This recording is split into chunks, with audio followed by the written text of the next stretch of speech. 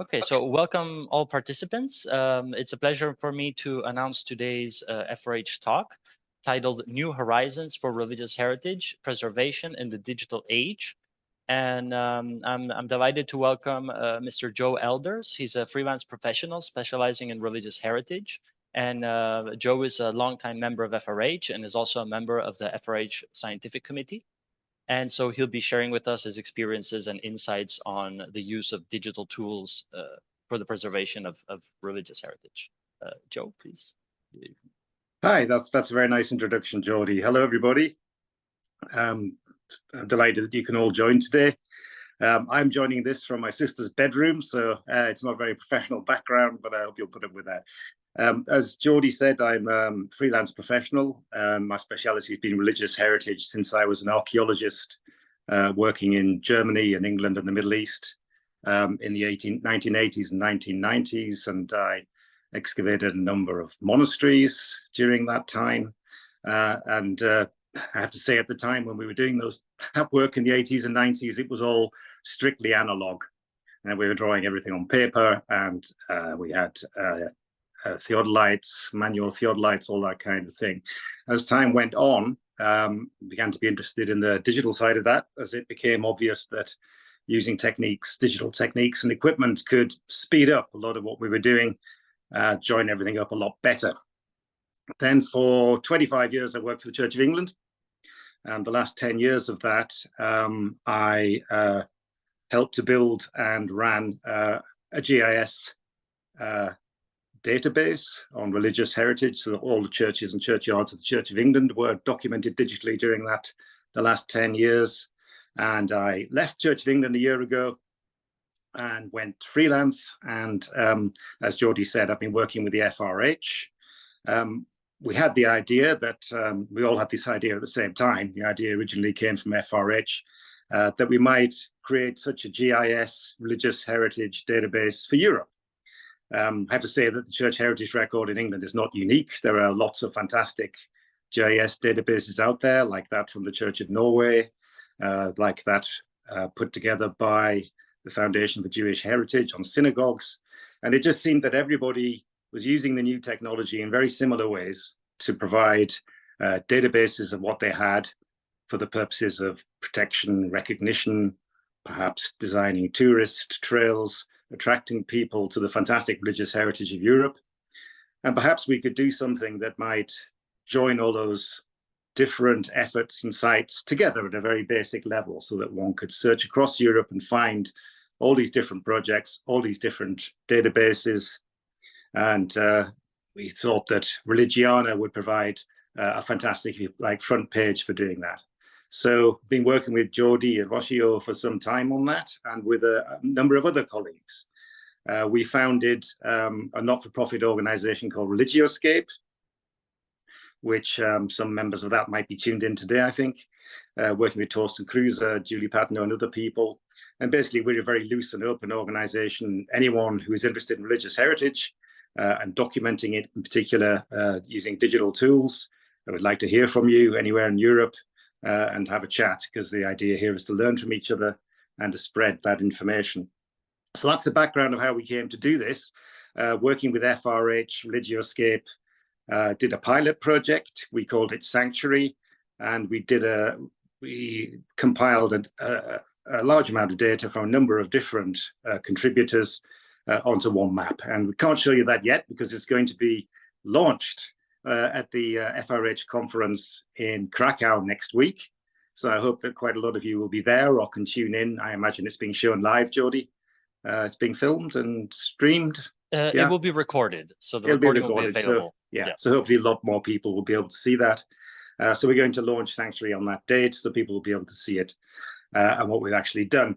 I mean, very basically, all we're doing is trying to record, if you like, a dot on the map of Europe that connects to some very basic data about that synagogue, that church, that mosque, that temple, gives you some data and then points you to places which have more information about them. And we hope to build that up. I'm kind of destroying the suspense for my talk next week, but I would say that our calculations have shown, it's very rough, that we think according to our definition of religious heritage, there are well over 1 million religious heritage assets in Europe. So recording all those is a colossal task. So that's really the use of big data. And just to stop at that point and to talk a little bit technical, there is digitization and there is digitalization. Now, these are different things. So digitization would simply be turning analog material into digital material. So that might just be scanning a book, putting it online. You might then link it up with other stuff, and then you're into the realm of digitalization. Digitalization or digital transformation is about doing new things or doing things differently, more efficiently, cheaper, using digital tools. So I think it is important to be clear when you're embarking on any kind of project like this, which of those you're intending to do. Are you just turning analog processes and data into a digital form that you can look at on the web? Or are you introducing or producing completely new systems or completely new ways of doing things, which will be digitalization and digital transformation? I think with Sanctuary, we found that we are doing both at the same time. So quite often we are taking analog databases in the form of books, very often digitizing those, turning that into spatial information and putting it on the web. That's a very basic thing to do. But actually, if you can start by collecting new information, as we have in Cyprus, where Dr. Torsten Kruse has been doing this amazing work recording all religious heritage on that island, starting with Larnaca province, to test out how long it would take to actually start from scratch and record all this material digitally without having any kind of analog database to begin with, doing it all digitally from scratch. That's been a really interesting exercise. And it has shown that actually, if you're able to do it from scratch, it's a lot quicker than if you are simply transforming analog information into digital information. And it means that you can do all sorts of more interesting things with it. Now, being British, I can talk about some absolute failures that have happened in Britain regarding trying to digitize processes. And perhaps the best example is the health service, like the National Health Service in Great Britain. They tried to create a digital system to record everybody's health, to record all the information on each patient. And they spent £4 billion on that. And I'm talking well over 10 years ago, and it didn't work. They weren't able to do it.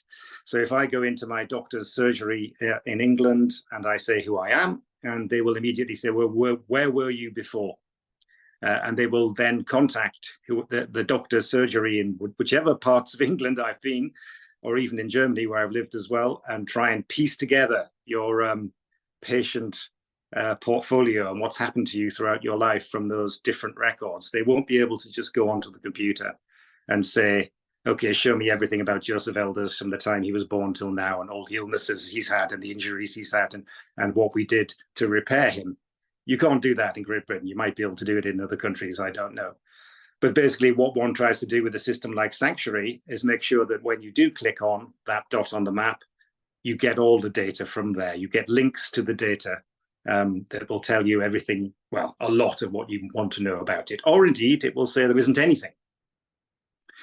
So those are the basic approach that we're taking, is to say, okay, can we assimilate information as we have done in several countries, or for different types of heritage, such as Jewish religious heritage in Eastern and Central Europe, where we've worked with the Foundation for Jewish Heritage and European Survey of Jewish, I forget what the F stands for. It's a cemetery survey, where we've put that information together on a map and linked to their excellent databases. On the other hand, if there is no information like that in some countries in Europe, there are big gaps in data. Can we actually help people, local people, to create that data? And if that's the case, it may well be that Sanctuary is the original resource, and we build it up on there, building up a system of recording data there.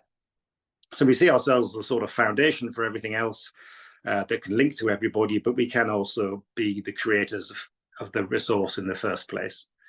So we've done this pilot. We're now looking for more funding from various sources to build it up a little bit more.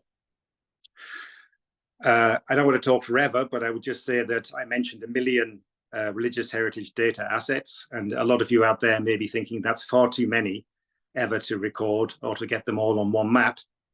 How could you possibly do that? So I already spoke about how one can work with partners to access data that already exists, and that's obviously a great way to do it. But there are also new applications that you can use, and you will all have heard of AI, artificial intelligence, which is to some extent just a natural progression from what we've been doing before. You've always been able to search across the web for things, but this is, if you like, more intelligent, more informed ways of searching across the web and searching across analog material to perhaps pick out from the metadata or even from old maps and books information that you might need, cherry picking that in order to bring that into your database. So an example might be that I know that colleagues have been working in England on national trust properties, where as a pilot, where they've been looking at old maps of national trust properties and teaching the machine through AI to recognize certain types of trees or certain types of monuments or certain types of landscape, so it can start to pick those out much faster than a human being could ever do. So if you could imagine a human being poring over a map and saying how many elm trees are there on this map, and each elm tree has a symbol, the machine, if it learns to recognize the symbol for an elm tree, can pick all that out, can bring all that information together and put it into your database. Anyone associated with projects like that will know that the AI makes a lot of mistakes in the first place. And you've probably seen on the news that they created a lot of people of various ethnicities wearing in roles that they would never have had in human society and history, which everyone had a good laugh at that. But basically, it's the AI trying to learn to recognize things. And once we can develop tools like that, recording these huge amounts of assets becomes possible. It's trial and error. You need money to do it. You need partners who are willing to help you with that. But the future in terms of doing this kind of really big scale recording is quite bright and is moving forward so fast all the time. I'm sure there are a lot of people on this call who are better qualified to talk about this than I am. So those are advances being made in big data, in mapping data at a huge scale.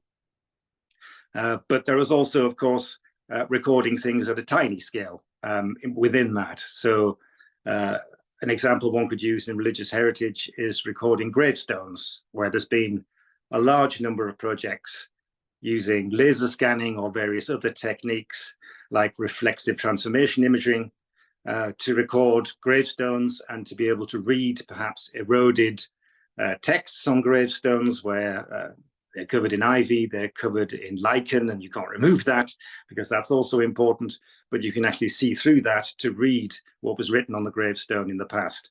And there are projects in every country, I think, in Europe that are trying to do that, reading old texts, and the technology is advancing really fast, becoming much cheaper. In England, we started, and also in other countries, we've started a program called Burial Ground Survey, where we've been looking at ways to record gravestones very, very quickly indeed, so that you can use modern surveying equipment, which is either handheld or in a rucksack on your back, and you can walk around a churchyard or cemetery, and you can record everything in 3 dimensions very, very much faster than people in the past who went around perhaps taking photographs, perhaps using Google to locate a gravestone and trying to paste everything together manually afterwards in the computer or on paper. Techniques like that can be much, much faster. And of course, it depends how exact you want to be, what the resolution is that you're using. If you're prepared to have quite low resolution, it tends to be much more expensive than detailed recording. Depends on the quality and the quantity of what you're recording. But massive steps are being taken in this area of work all the time, making this kind of very detailed survey, which if you like, you can add to the big overall mapping, possible and affordable and many, many times quicker than it used to be in the past. So I think I'm going to wrap up now, Geordie. I hope I've given some pointers to what we might talk about. It would be really interesting to hear from other people of digital projects and programs that they have and in relation to religious heritage, what they might be doing. And I'm all ears to hear about people who might work together with us in partnership to produce the big mapping that we're talking about, and also in individual countries to talk about how we could all work together on this stuff. I would say I'm not the technical person. I'm in Religioscape. There are people who know far more than I do, and perhaps some of them are here. But we'd be happy to have conversations with anyone who's interested in this area of the digital side of religious heritage, and I hope that something good comes out of that. So look forward to hearing from other people or taking questions. Thank you very much, Joe. So yes, now we can open the floor to participants in case you have any questions, comments, you would like to share your own experiences with digitalization. So feel free. Anybody would like to start? Yes, Scotland Churches Trust. Yes, please go ahead. Hi there. My name's DJ. I'm the director of the trust here. I'm just wondering, have you done anything in Scotland, or are you working? There's been a long-term project. This what are they? They've just changed their name relatively recently. Scottish Church Heritage Research, and they've got about 11,000 data points, which I know that they're putting into Wikidata as we speak. Yeah. So I don't know if you've done anything with them. And then we also, our project the last year, I'm afraid I wasn't aware of your work at all. So I've been looking up your website for the first time just now. But we've been digitalized, and I hadn't got the differentiation between digitization and digitalization until you just said it. But we created a church recording project for the 500 closing churches in Scotland at the moment. Yeah. So we've gone from a paper-based system, and I've created an entirely online system for that. So we're certainly interested in doing a bit of collaborating with you, but I'm just wondering what's happened. What have you done in Scotland so far? Yeah, I mean, actually, we took our cue from Scotland because Scotland had developed a really good system. It was an analog system in the first place for recording burial grounds and gravestones. And actually, we made that part of our guidance. We stole it, which is what we do. We took that good practice forward because you were further in Scotland than we were in England at the time. In terms of, I've had several meetings about lending, expanding, joining the Church Heritage Record up to what's happening in Scotland. Never quite got further than that while I was at the Church of England. I left last year when we might have. There are colleagues of the Church of England you probably need to talk to who like Dr. James Miles, who now runs the Church Heritage Record. You might want to talk to about that. But yeah, any systems can be joined up. That's the beauty of digital. It's much easier to do than with analog systems. Where you may have to write everything again or write it all in different formats. Most of the time things can be joined up. So I'd be very, very happy to hear what's going on in Scotland. I know there's some fantastic projects there that are really, really, really good. And you have a sort of and I also know about the number of closed churches in Scotland that's been happening recently. We've heard a lot about that, and it's great to hear that those are being recorded. So we're all ears to work with you or anyone you could suggest we could talk to on that. We'd like to get Scotland on the map. And obviously, while I was working in England, we worked with Historic England, who actually funded very generously a lot of the work we were doing. But they, again, I'm sure they have good connections with Historic Scotland, so we could probably triangulate that and really get that going. So that's really great to hear. Was there a bit of your question that I missed that I didn't answer? Okay, well, let's be in contact. Thank you for that intervention. Anybody else would like to? Yes, I would like to ask a question. This digitalization is a very important thing. And what kind of data fill each church? I mean, of course, numerous photo, video, maybe history part of churches. And what about technical condition of each church? Does it include in this data? Because I know that a lot of churches are in a very bad situation technically. I mean, do any surveyors accompany you in your research, and do they do their part in this data for each of all the monuments of all churches? Yeah, I mean, the system we've built with Sanctuary, building on the experience that I and colleagues had from working in various countries, is able to capture everything, anything you like. I think I want to pick up, because it's a very important point, what you said about condition, about recording the condition of religious heritage, whether it be churches or synagogues or mosques. Who makes that decision about the condition of a particular monument, and how do you keep it up to date? So we thought when we did the pilot, we would include condition as part of what the information we were trying to collect. But we found actually that's quite a difficult thing to do. So how do you do it? Does the inspector, if you like, the person from us who goes to look at a particular religious heritage asset, make a decision and say, I think it's in bad condition? If you did that, would you be able to defend that decision?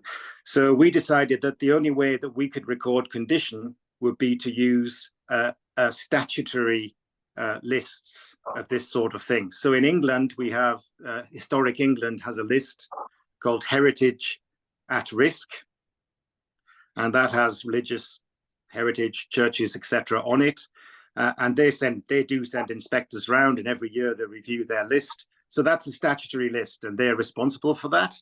So we decided that that kind of information we could show. So if anyone says, well, who is it that's saying that my church is in terrible condition? I think my church is in good condition. And you get a lot of that. People and landowners who are looking after, say, churches or mosques or synagogues which are no longer in use and they're in private hands, they might complain if somebody on a website said that's in very bad condition, and say, no, it isn't, I look after it very well. So we would only use statutory recognized lists or databases of that, we think, because we can't be responsible for making those decisions on a scale of 1 million assets. So I know how we did it in England, but I'm not sure how everybody does it in different countries. How do they do it in your country? How do they record the condition of these places? Who does that? You see, the condition cannot be decided in bad or good condition. It's just a constatation of facts. If, for example, there are some water problems, water ingress problems, it's quite objective. It's not good or bad. It must be reflected, I think, in your report of each church. Yeah, I think it's necessary, because I'm a member of Iskarsag, and for me it would be very interesting, particularly this part of history of each building, history of previous repairs, history of problems and how they were solved, and maybe problems that are to be solved. Yeah, it's just my interest, my particular interest. No, I mean, in each country, there is likely to be some way of doing this, I think. And if there is a partner who is normally a state agency, or it could be a religious group itself that looks after its buildings that has a record of this, we would be quite happy to put that into Sanctuary, where that data exists. And there is a way of keeping it up to date. Because I know from my time working in the Church of England that if somebody says that a church is in bad condition, or that's the way it's Historic England list says good, fair, bad, poor, and very bad, and perhaps that wording is not the best. But if you say, for example, that a church is very bad and a local community spends a lot of money repairing that church, and that's not reflected in the record, that they can get very upset about that. So I think there are two things. You have to be able to make a judgment on that. As you say, if water is coming through the roof, that's a fact. That's something you can record. But then you have to be able to work with people to keep that up to date, so that 5 years later you can say, now the water is not coming through the roof. We certainly had, as part of our research objectives, in the very long term, the idea that if we could work with all our partners on this, then we could show the state, the condition of religious heritage across Europe, so we could compare different kinds of religious heritage in different countries or compare them across the board. But we would have to have very solid and reliable data that was kept up to date, I think, before we could do that, because we are working for the Future for Religious Heritage, and Future for Religious Heritage is an NGO, that has to be responsible in how it deals with this data and has to be sure that anything it's putting on its website is accurate and fair. So it's not a simple thing to do this, actually. And of course, with 1 million religious heritage assets across Europe, and we are counting cemeteries and religious shrines, etc., as separate entities, which gives you a high number. If you want to cover that, then you have to have really good working relations with all the different countries and all the different regions to make sure that that is accurate and up-to-date data. That's the way we are approaching it. But doing it is really important. I completely agree with you. Yes.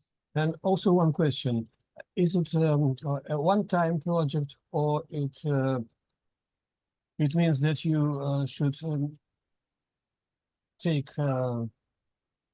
do this work from time to time to see the dynamics of the condition, for example? Yeah. Once in a year, once in a decade, or something like that, or it's just one process that has its beginning and the end, and that's all. Yeah. No, for me, it will be much more interesting to look at the dynamics, to see the dynamics of each church from year to year, and let me say good or bad.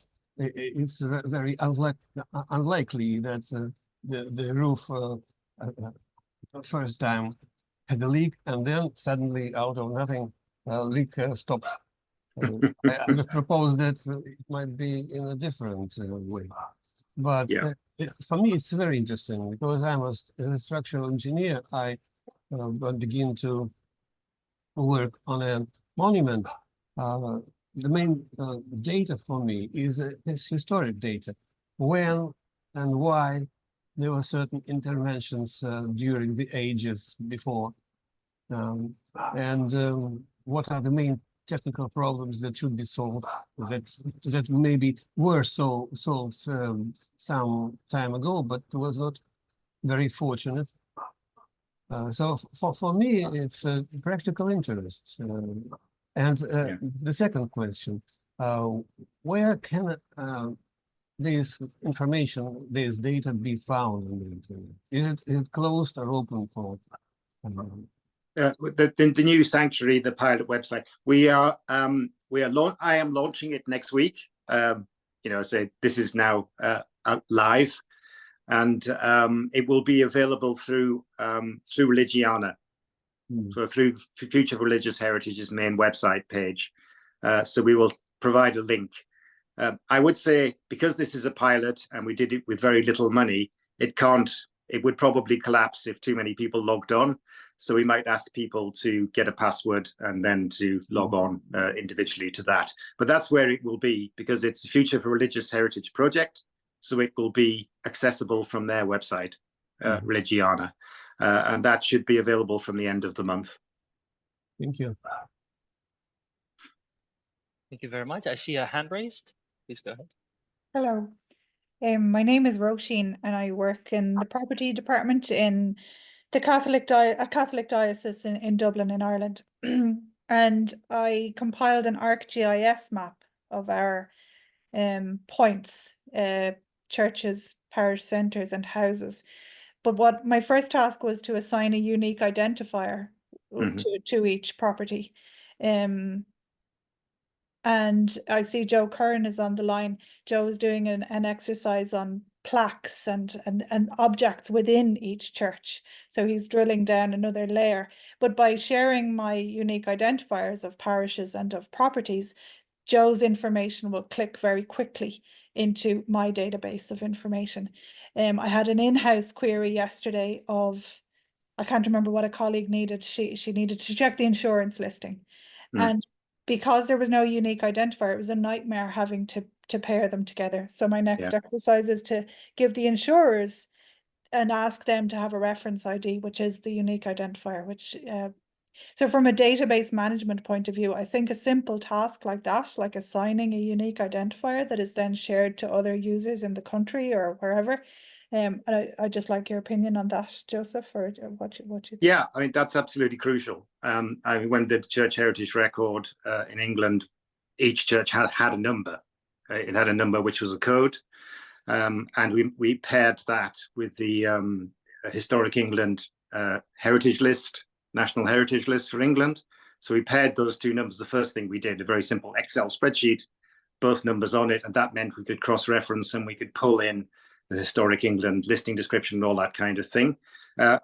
Sanctuary also has a 1 to 1 million unique identifier, if you like, or one, and that has elements of what the what religion and what kind of so cemeteries would have a different number in it than, say, a church or a mosque.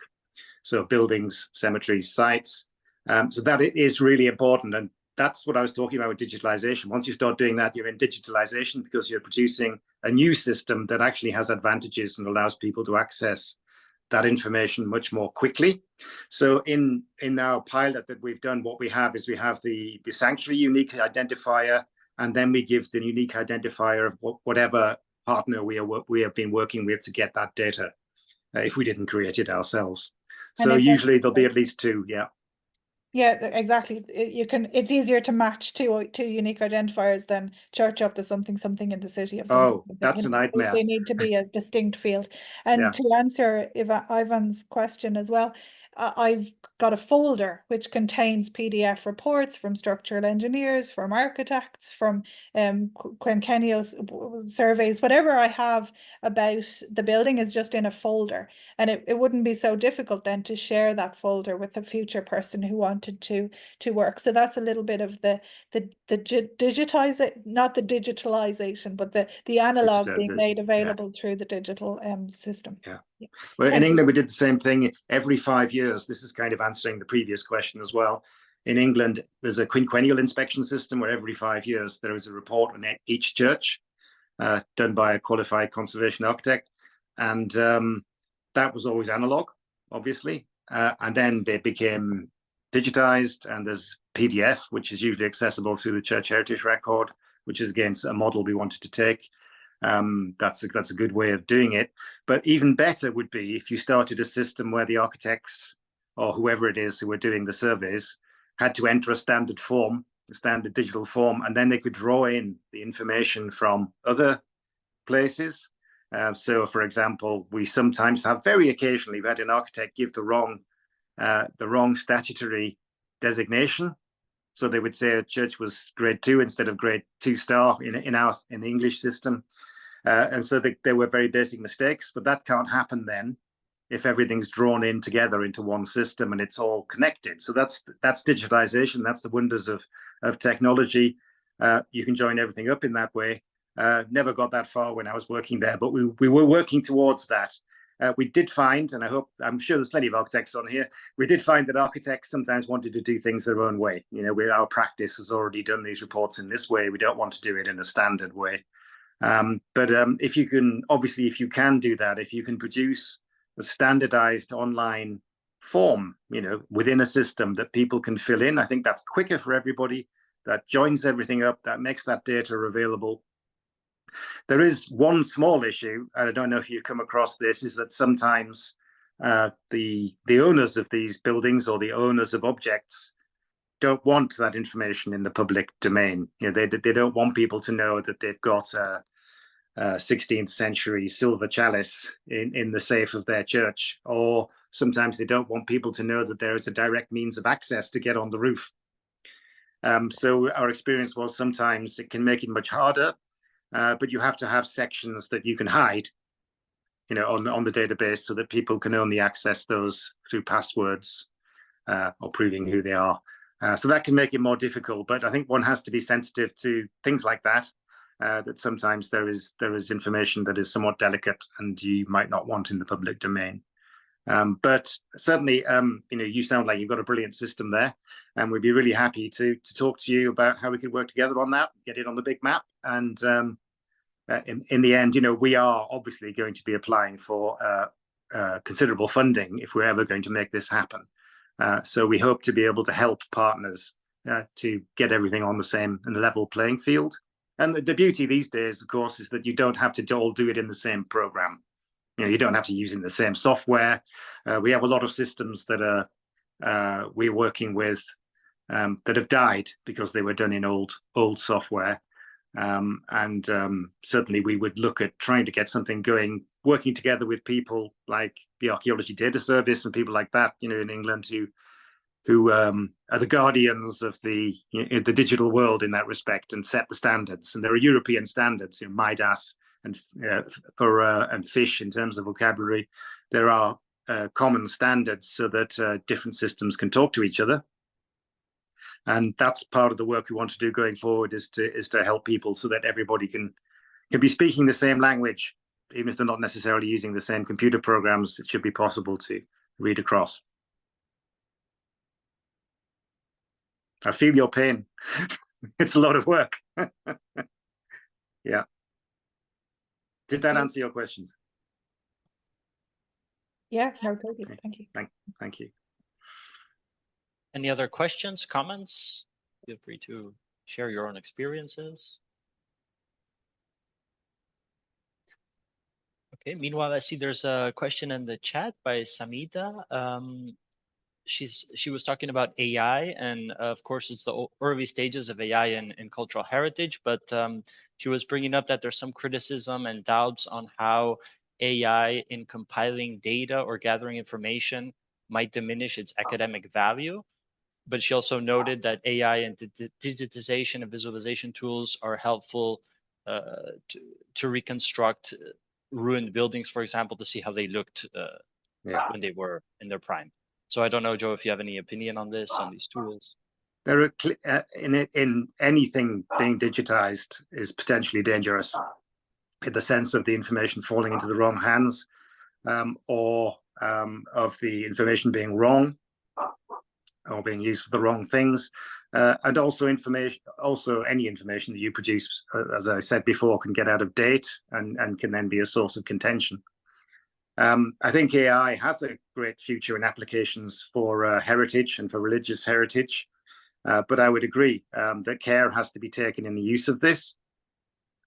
There is a concern that as ever, the technology is running ahead of our ethical guidance and frameworks in all areas of life, not just in religious heritage. And we have to work very quickly to keep up with the speed of development of technology in these areas. So I would hope that FRH can perhaps provide a forum for that. And I could imagine that we're talking about it a bit at the conference next week, but perhaps it might be something, Jody, that a future conference and perhaps further seminars like this really concentrate on, to drill down into what the opportunities are, but also what the risks are. I mean, in terms of reconstruction, I mean, and the recording, digital recording and scanning of buildings so fast now. But of course, any reconstruction, you're in the, some of it will always be imagination. If you don't have the exact information of how things looked in the past, there's a degree of mistakes that can creep into that, or assumptions. So there are always risks attached to that. Yeah, I mean, I think one has to be open about this, and conversations can take place. And Europe is a great forum for doing this, so that people can learn across national borders. So that's what FRH is for, I guess. Yeah, thanks, Joe. It's definitely a topic that needs to be carefully reflected on by the whole religious heritage community and the wider cultural heritage sector, for sure. Yeah, we're not in a vacuum here. Everyone's dealing with this. Yeah. Does anybody else have any comment, question they would like to raise? Maybe a proposal. Yeah. You have a great database of many of the church building graveyards, and your colleague has also database of technical condition of many churches can be combined in one database in which the technical condition of each church could be a part of the story for each of the church buildings. Yeah, it will be reasonable because yeah. see, I am interested in one thing. My other colleague interested in imagining how it could be if ruins could make at least graphic reconstruction. I hope only graphic, but it should be maybe, I think, it will be more universal and useful to much more professionals in different aspects. My aspect is technical condition and what to do, the first priority, second priority, and so on. Someone, another colleague, might be interested in something else, and the value of your work will be much more if you include certain data, as for me, technical data, to each pattern of your very useful, very interesting, and very promising work. And also, I think it should not be limited only by one process. It should be kind of monitoring each not each year, of course, but each period of time. It should be repeated each 5 years or 10 years, just to see the tendency. Especially it is important for abandoned churches, for heritage at risk. It's much more important than for those churches who has people who care for it. I think absolutely. If what we can provide is, as we said, the database to allow that to be added to it. You have to have people on the ground who are able to do that work. If there is a system like there is in England, it sounds like you have a similar system where qualified people go around at regular intervals and check. Then we can do this on the church heritage record, on every record of every church. There is an inspection report from an architect done every 5 years, and you can look at that. So that is already in place. That's where I got the idea from my work in England. And also, if the church is recorded as being at risk by the national agency, Historic England, there is a link directly to that, so that you can check that and see what the problem is with that particular church. So that is the model that we would like to use. But as I say, we are very conscious that we only want to have accurate and up-to-date information on this website. So most of the time we will be working with partners. So if in every country there are people who are doing these surveys and are recording condition, and that is good information, then we can certainly put that in, or we simply connect to your system, or wherever it might be. That is the model. Either we provide the system ourselves, so that Sanctuary is the system where you record these things, or we link through to national or regional or faith group specific databases that have that information. If we're able to do that, and if we're able to encourage people who aren't doing it at the moment to do it, then there could come a day in the future, once we have our 1 million points, where you could start to say, show us all the religious heritage sites in that have problems with water, as you say, and that might come up. That's a bit of a dream at the moment. We're a long, long way away from that, but that's the kind of application that we hope we could use our system for in the future, when we get the right funding and the right partners. So we are in baby clothes at the moment with this project, but we hope we can grow up pretty quick. So everything begins from a dream. Yeah. But there are a lot of us. There are a lot of us who are working in this area, so I'm quite hopeful. Thank you. Yes, Jacinta, let's go. Hi, how are you? I'm just wondering, the program that Roisin was speaking about, is it possible for the data that she has collected to integrate with your software, with your program too, so that it will be expanded into different countries? Is that a question for Roshio or for me? Well, for you, sorry, for you, yes. Sorry, I'm not quite sure. What do you mean by what is... The data that she has collected, can you integrate it into your Sanctuary program? We can integrate anything into the Sanctuary program. I mean, we've set it up in that way, Okay. that is infinitely expandable. We already have hundreds of data fields with all the vocabulary that you would expect with religious heritage, and we have data fields for condition and date, and fonts and mikvahs and everything you could imagine. We hope, and we can always add to it if it's not there. So yeah, I think the point is we can integrate anything into it. Okay, So, I didn't know if you needed a specific software to record it on to make it integratable to the Sanctuary program that you have. I mean, at the basic level, you need an Excel spreadsheet, and then Yes. I mean, we're using ArcGIS. I mean, someone mentioned Oh, right, ArcGIS okay. before, Yes. so we're just using, we're not inventing any fancy new software. Okay. Okay. Thank you. Thanks. And I suspect that Sanctuary could be a signpost out into some other place where the data is. Yeah. That's absolutely what we expect it to be. The only place where we would be anything else but a signpost is where there isn't anything at all. And we're the originals. And there are some countries in Europe, I'm not going to name any, but there are some countries where there are complete gaps due to their historic development or war or whatever it is. There may be gaps. And if a particular country or faith group says, we want a system like this, you built one already, can we use yours? We'll talk to them about that. Clearly, if they're going to develop their own system within ours, that would cost money, but we can talk about how that's to be funded.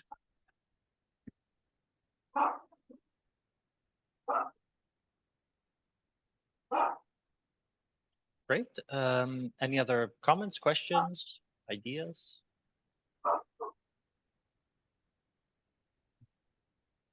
Okay, I don't see anything else. Well, thank you so much, Joe, for this great presentation, and it raised a lot of interest, it seems, and it's hopefully this initiative can continue and it can gain more traction and more partners. So looking forward to that. Are you going to be the gateway for this, Jody? That if people have queries, they can go through FRH, yeah? Yeah. If anybody would like to contact us for anything, just please contact the FRH office. We're happy to assist you with anything. If you want to get in contact with Joe, if you're interested in the Sanctuary database in Religiana, just feel free to contact us at any time, and we're happy to assist you with anything we can. And so thank you so much, Joe. For everyone that joined a bit later, the recording will be available online. We'll share the link with everybody that registered as well and couldn't make it. And for all those attending next week's conference, we look forward to seeing you in Krakow. And for those who cannot make it this year, we'll also make the recording available so you can watch these very interesting presentations also online. So thank you once again, everyone, and I wish you a very good afternoon.